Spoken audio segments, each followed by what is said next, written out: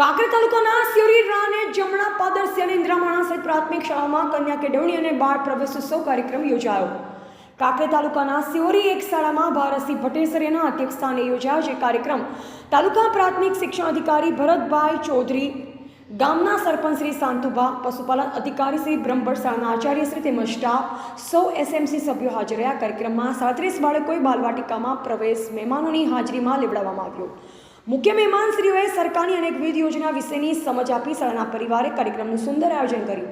જેમાં સૌથી અગત્યની બાબત વિશે વાત કરીએ તો કાંકરેજ તાલુકાના જમણા પાદર અને રાનેક પ્રાથમિક શાળામાં પ્રવેશોત્સવ અને કન્યા કેળવણી મહોત્સવ યોજાયા. કાર્યક્રમના અધ્યક્ષ બનાસકાંઠા જિલ્લા ભાજપના પૂર્વ મહામંત્રી ભારતસિંહ ભટ્ટેસરિયા, ગોપાલસિંહ સોલંકી, કાંકરેજ તાલુકા કોંગ્રેસ પ્રમુખ કીતુભા વાઘેલા, પ્રમુખ કિસાન મોરચો કાંકરેજ ભાજપ ભેમાજી આર ઠાકોર, કોંગ્રેસ આગેવાન કાંકરેજ તાલુકા વિકાસ અધિકારી એમ પંડ્યા સિહોરી, આઈસીડીએસ સુપરવાઇઝર નેલબેન ડાભી, ગામના સરપંચશ્રી તેમજ શાળાના આચાર્ય, શિક્ષકગણ, શાળાના બાળકો, બાલિકાઓ, વાલીઓ, ગ્રામજનો મોટી સંખ્યામાં ઉપસ્થિત રહેલ.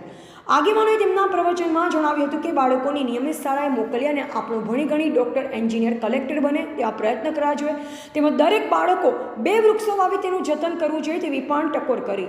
જેમાં કાંકરેજ તાલુકાના પૂર્વ ધારાસભ્ય અને ગુજરાત સરકારના પૂર્વ શિક્ષણ મંત્રી અને વર્તમાન બનાસકાંઠા જિલ્લા ભાજપ પ્રમુખ કીર્તિસિંહ વાઘેલાએ સિયાને ઇન્દ્રામાણા પ્રાથમિક શાળામાં કન્યા કેળવણી મહોત્સવ દરમિયાન હાજરી આપી.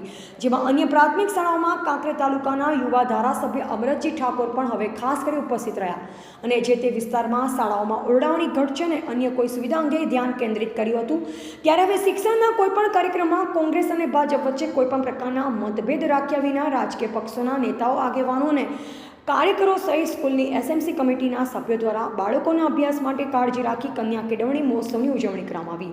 ત્યારે કાંકરેજ તાલુકા શિક્ષણ વિભાગ દ્વારા 26, 27, 28, 6/2024 એમ 3 દિવસે કન્યા કેળવણી મહોત્સવનું આયોજન કરાયું અને દરેક જગ્યાએ રાજકીય પક્ષોના નેતા અને સરકારી અધિકારીઓ તેમજ વિદ્યાર્થી વાલીઓ ભારે ઉત્સાહપૂર્વક ભાગ લઈ રહ્યા છે.